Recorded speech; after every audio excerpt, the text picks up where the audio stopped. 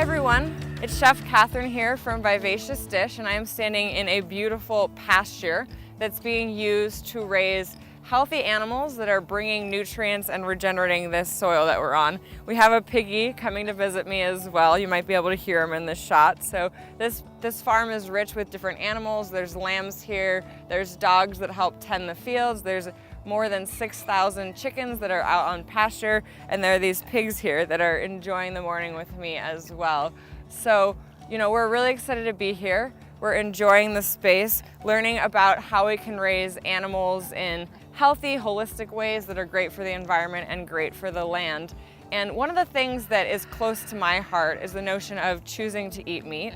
And for me, myself, especially as a former vegetarian, it's been a long journey in discovering for my own body what does best for it, what's important for my health, and learning how to eat in a way that's really supportive of my best health, but at the same time thinking about the ethics of eating meat. So it's always very sensitive to me, in a sense, thinking about how we approach this conversation. How, for me myself, is what I call a conscious omnivore. So choosing to eat meat, but eating meat that is being raised in a loving, holistic way. And at the same time, thinking about the fact that when we choose to eat meat, there's still an animal involved in the process, or sometimes many animals, and what that means for us as conscious eaters. So, today is really an opportunity to reflect on some of these things, to have a conversation with Farmer Paul, who will be giving us a tour shortly of the lamb operation here and how they're raising lambs on grass that is helping to regenerate the grasslands here, bringing some of that native grass back into fruition, and at the same time creating some really delicious, healthy meat that's going to be great for our bodies, help to reduce inflammation and all of those things. So it's very close to my heart, and I think it's really important for all of us to reflect on this conversation, to be aware about what it takes to bring meat to our tables, and to really have some level of reverence for the process and just honoring the animals that are part of this system that help to keep us fueled and healthy.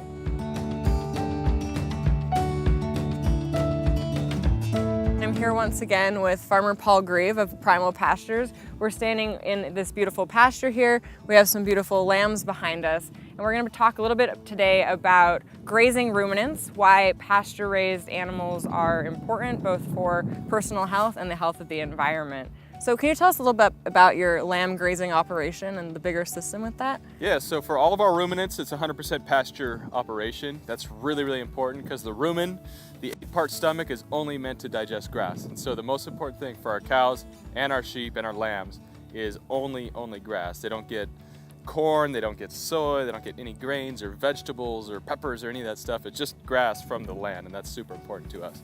Great. Yeah, and this is part of a bigger picture system, and I know you talk a lot about holistic management and how grazing animals, affects the system. You can see the grass we're standing in is really tall, it's really robust. So what's your take on all of that? Yeah, it is part of a mixed system. So in nature, you don't have what's called a monocrop. In nature, everything's always diverse. The strength of nature is the diversity. So we raise multiple species of livestock out here and many, many multiple species of grasses and different plants and weeds, and that's sort of our antibiotics. So we don't use any drugs or antibiotics out here at all, but the diversity in the species, the dandelion and the weed and the fescue and the Bermuda and the plantain, that's the animal's antibiotic. That's how they stay super healthy.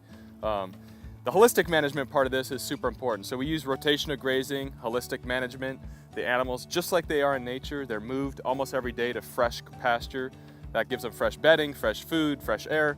And that gives them the fresh diet too, that keeps them really, really healthy and get nice and fat.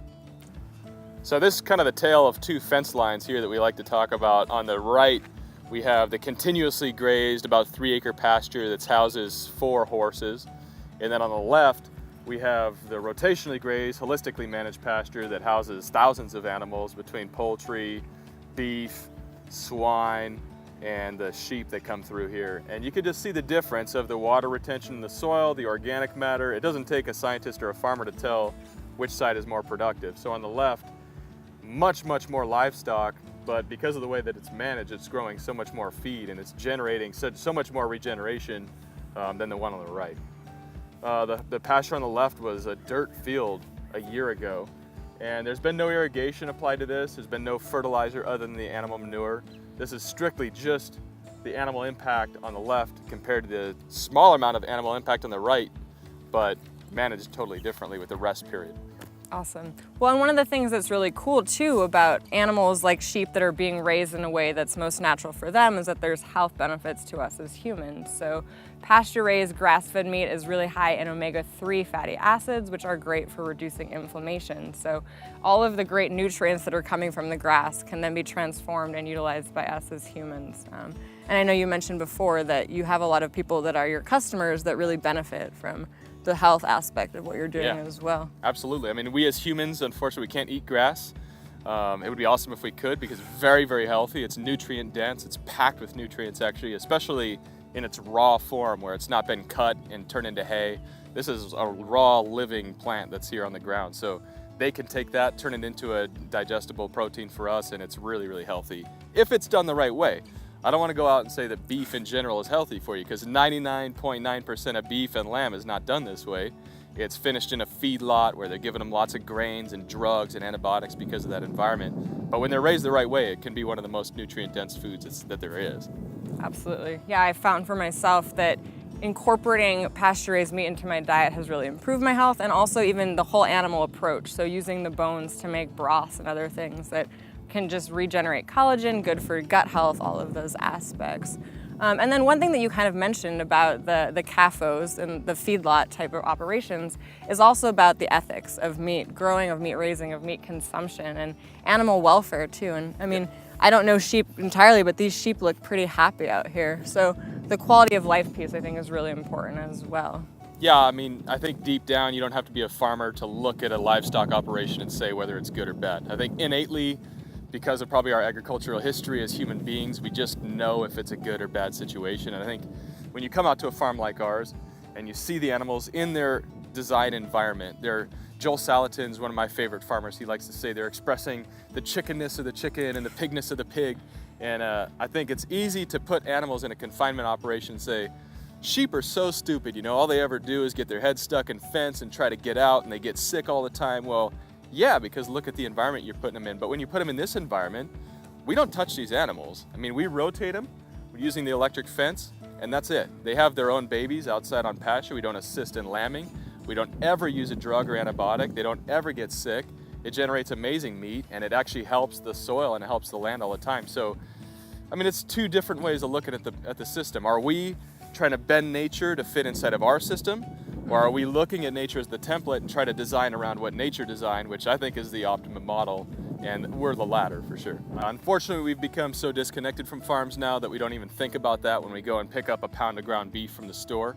It's hard to even remember that that was a living, breathing animal at one point in time. The Native Americans had it, you know, so clearly though that their life is being sacrificed to sustain our life, and because of that, we owe them a lot of respect, a lot of honor through that process. And this is a political act, you know, eating is a very, very political act. So I think that it's very important for us to keep that in mind. So on that note, one of the things I like to think about is better meat, less meat. So when we're eating high quality animals, we have the opportunity to really nourish ourselves and have less of an impact on the overall system. And so as to close, you know, we can honor the animals finally by taking this beautiful meat from the pasture and creating a dish in the kitchen and infuse that with lots of love and gratitude, and then share it with people that we care about in a beautiful presentation. So I invite you now to join me in my kitchen. We'll prepare a delicious Moroccan-style lamb stew. And thanks so much. Sounds tasty. All right, thank you. Cool.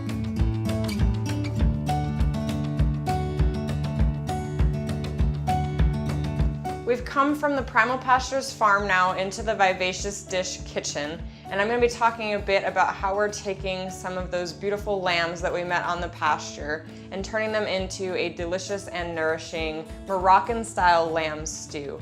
And one of the things that I love most about cooking is the opportunity to share flavors and experiences with people that you're sharing a meal with. So when I was in college, I spent some time studying in Spain and took a trip to Morocco as well. And through that process, just had a wonderful tour there, ate some of the best food I've had in my entire life, and really felt connected to the culture and community there. And ever since, so many of the dishes that I make are still inspired by the love and warmth of the people living there, as well as the rich flavors of their dishes. So Moroccan food is traditionally very heavily spiced. It has smoky flavors, sweet flavors, savory flavors, and just really rich and nourishing. It feels like comfort food to me. So I thought, what better way to honor the lambs from Primal Pastures than by bringing this rich, nourishing, fantastic dish and sharing it with you all. So with that in mind, we're starting with some lamb riblets. So this may be a part of the lamb that many of you aren't necessarily familiar with working with.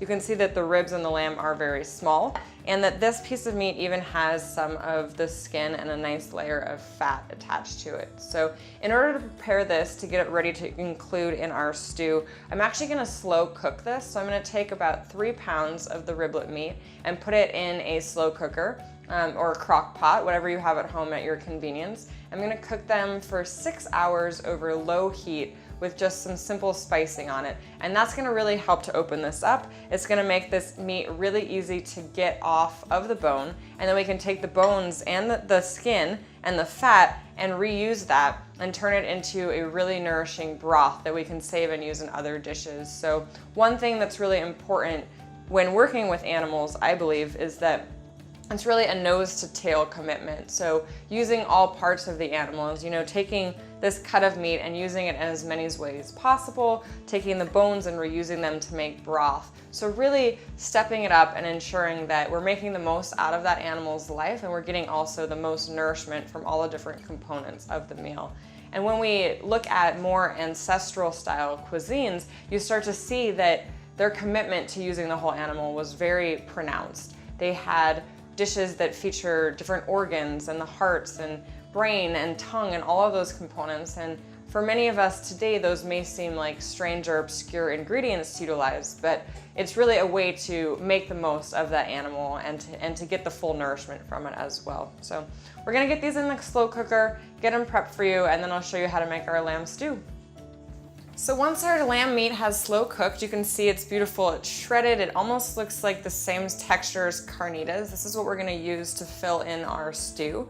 And now we're gonna use all these beautiful vegetables here to create the depth and robustness in our stew. So first we're gonna start by making a homemade crushed tomato sauce. So these are tomatoes straight off the vine, organic, looking gorgeous. I'm just gonna knock these off their little stems really quick and put them in either food processor. I'm just going to use a blender here. You can put them in whole. It's very easy to work with. It's just a quick and easy way to make a fresh tomato sauce. You could roast these in advance if you want a deeper flavor, but our spices themselves are going to bring so much depth to this dish that I like to work with the fresh tomatoes in this instance. So now I'm going to give these a quick puree, and then I'll show you how to add your spices to this sauce and get all of this melded together and in our tagine, which is a traditional Moroccan style clay cooking pot.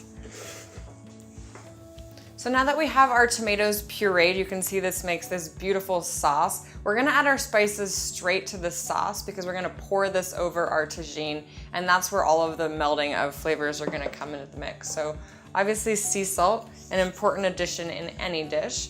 Also have some fresh black pepper here, add that right in. And this is where things get really fun and interesting. So this is Ras El Hanout.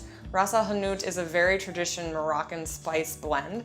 You can find this at specialty stores in your area. I actually get mine from the farmer's market. There's this wonderful Moroccan man that has been living in San Diego now for a while, but originally from Morocco, and he blends it himself, and it's just lovely.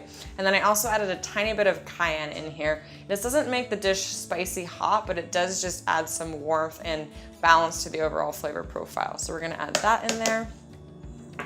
We also have some smoked paprika.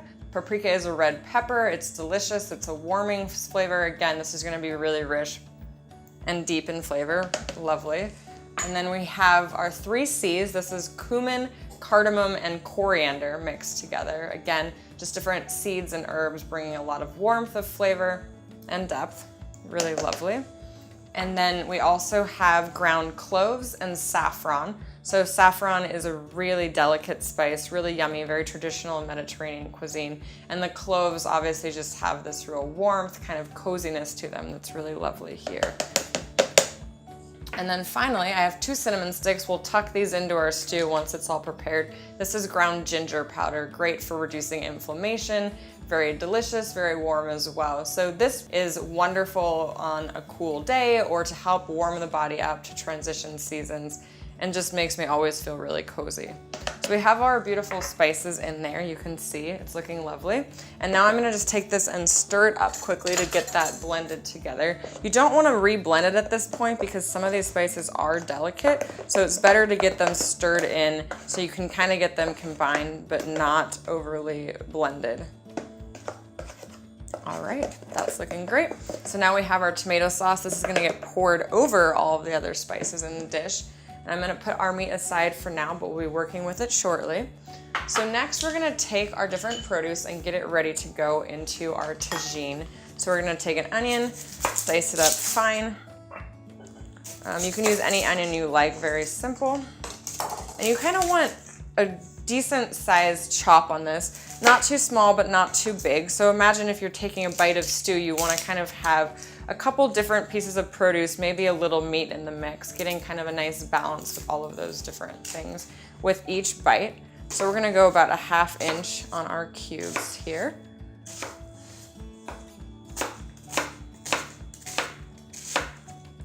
Looking good. Do that again, one more time. And what I want to do with my tagine now is we have our onions. We're going to caramelize these ever so slightly. So let me show you what this clay pot looks like. This is called a tagine. You can see it just has a base. This is made out of clay. It's been sealed and cured, but you can cook in it. You can cook in it on the stove as well as in the oven. And then it has this special conical shaped top. And what's cool about this is this goes on top of this. And as the flavors start to swirl, it actually creates a steam cone that comes out the top that helps to really meld and balance all the flavors together. So it's a really cool, really unique thing that is very traditional in Moroccan food. So we're gonna take our onions that we just diced, and I'm actually gonna put them in here. And then we're just gonna warm these up ever so slightly on the stove. This is gonna bring some more flavor, a little caramelization to them. And once we have that done, as that's kind of simmering away on the stove, I'm gonna chop up the rest of our veggies and we'll get this put together and in the oven. So just gonna turn this on over medium heat. Okay, so while those onions are starting to warm up on the stove, we're gonna take some fennel. I personally love fennel. I know that not everyone is a fan of the flavor, so if you don't like it, you can definitely omit it here, but I find that it just adds a lot of flavor, and we're gonna chop this pretty fine just to get this so it's nicely balanced in the dish throughout. It's also great if you're cooking this dish throughout the year to work with produce that's in season. So if you're not able to find fennel at your local farmer's market, then maybe choose something else. You can always use celery, or like I said, just omit it entirely. But trying to feature produce that is really fresh and ready to go right when you're ready to cook it. So I'm gonna add this to our onions that are just starting to heat up there. You can see we're just starting to kind of stack and layer things in our tagine. So while our onions and fennel are starting to caramelize in our clay pot, we're gonna start getting to work on our turnips. Turnips are a wonderful root vegetable, really delicious. You can roast them. I love putting them in different stews. They're also a good substitute if you're looking for a lower carb option than potatoes. They're still starchy, but not as intense as potatoes. And interestingly, some of you may know that potatoes are in the nightshade family. So if you're trying to combat inflammation, it can be very helpful to avoid nightshades, although this does have tomatoes in this dish as well. But if you find that when you eat certain things like tomatoes and peppers or potatoes and you get tired after, that could be an indication that you have a nightshade sensitivity. So something worth looking into more. But for this dish, like I mentioned, we're gonna use the turnips. They just add a lot of crispiness to the dish, some balance, a little bit of spice, but really, really yummy when added with all the different flavors in here. So we're just gonna cube these up pretty simply. Now that we have our turnips beautiful and cubed like so, we're gonna finish with our carrots. You can see I'm working with multicolored carrots today. This is just because it's fun. There's so many different varieties and colors of carrots, and it's always great to work with them whenever possible. These are specific heirloom varieties, so we have yellow carrots, regular orange carrots, and then some purple carrots. And I'm just gonna dice these up pretty fine. You might have noticed also that I didn't peel these. These are organic carrots. They're clean, they've been washed, but the skins on these actually have very high nutrients in them. So if your carrots are looking good, it's great to keep the skins on. No reason that you have to peel them, unless you feel inspired to. But I like to use the whole produce whenever possible. It reduces the food that ends up being wasted. And if you are gonna peel them, definitely do put them in your compost. So we're just gonna dice a few of these different colored carrots. Gonna bring some sweetness to our dish, some color, obviously, just really yummy in general. Now that we have our tricolor carrots cubed, we're gonna mix it all together in our tagine. So we're just gonna add some of our produce in there. We're gonna add some of our cooked lamb. You can see that this has a little bit of a fat cap in it, which is great. That's gonna add some nice richness and flavor to our stew. And you kind of wanna just keep layering like so. We also have some raisins. Fruit in Moroccan stews especially is very traditional, so you can use sometimes chopped dates or raisins. I've seen figs, I've seen prunes and things, lots of different options. We're gonna add another layer of our lamb meat. Again, this was those riblets that you can see that they just turned out beautifully once slow cooked, really, really nice. And then we're gonna finish with a little bit more of our vegetables. You kind of wanna pile it in a conical type shape. This helps with the melding of the flavors when cooking inside that tagine. So great in that regard. Really beautiful, colorful. A few more raisins sprinkled on top. All of this will get melded together once we get it in the oven. And then the final thing is we're gonna add some lemon zest. This will add some brightness to the flavor. Help to bring those deep and rich spices that we're gonna add with the tomato juice really nicely into the dish. And you can already see that this is so colorful and beautiful, which is one of the things that I just love about Moroccan cuisine, is that it really has these gorgeous, gorgeous colors and flavors. It reminds me so much of the style of clothing, the energy of the people there. It's a really bright, colorful place. So now I'm gonna tuck our 2 little cinnamon sticks in here. These will pull out once the stew is done, but they bring some great flavor. And then finally, we're gonna take this heavily spiced tomato sauce and just layer this on top. This is gonna start to kind of meld into all the cracks that we have beneath our vegetables and lamb combo. So all those spices are gonna just start to blend in there once we get this cooking. And I just kind of like piling it on, and then you can just pour it over the top to finish. You can see all the spices in there. Perfect, looking awesome. Beautiful. So let's get this covered up and popped in the oven. You're gonna wanna put this in the oven for between an hour to an hour and a half. You can check it in an hour to kind of see how it's looking. And by an hour and a half, it should all be really soft and combined together. And that's how you know it's done and ready to enjoy.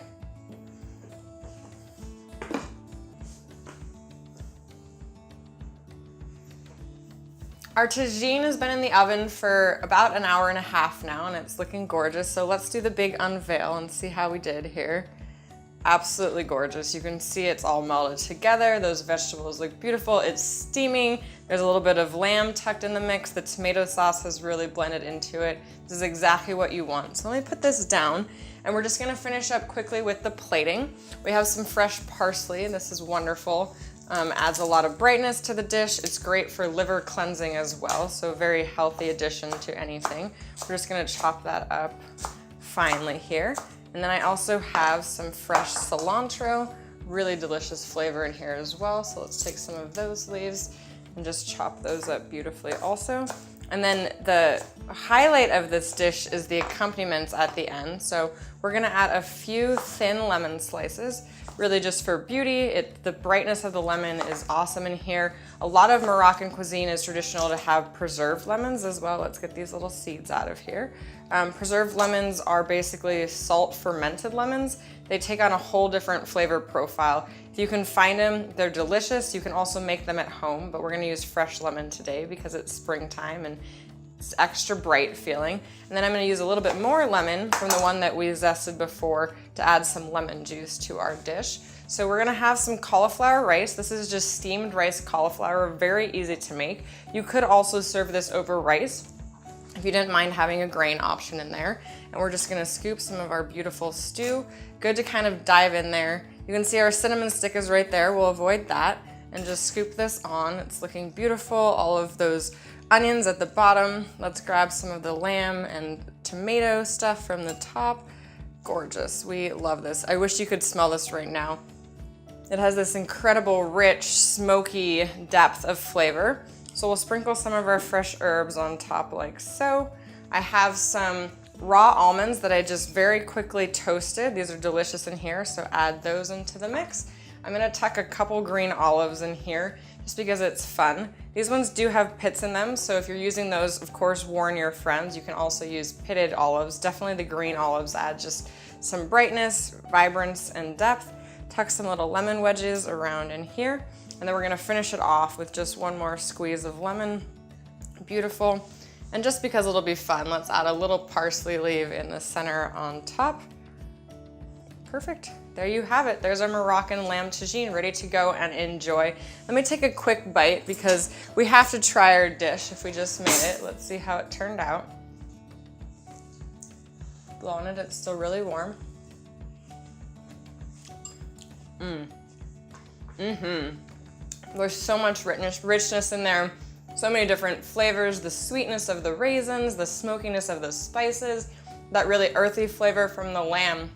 And I can't think of a more beautiful way to honor that lamb that we met out at Primal Pastures than through this dish. So I hope you enjoy. Check out primalpastures.com. You can learn all about their meat there. You can order it. They'll ship it direct to your door in San Diego County, which is amazing. It comes in this really cool box. One of my favorite things to get on my doorstep.